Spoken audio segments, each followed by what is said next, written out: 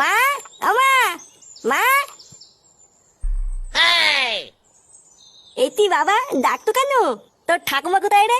ঠাকুমা? আমি তো জানি না। বাড়ার বাল কিছুই জানিস না, বাড়িতে কি বাল ছিটতে আছিস নাকি? তুমি কি বলো বাল নাকি যে তোমাকে সব খবর নিয়ে বলতে হবে? কি হয়েছে, কি বললি? চোদনা বড়দের মুখের উপর কথা। লেওরা সাটায় এমন পাড়া মেরে ধরবো না, ছটপটি মরে যাবি বলি তো।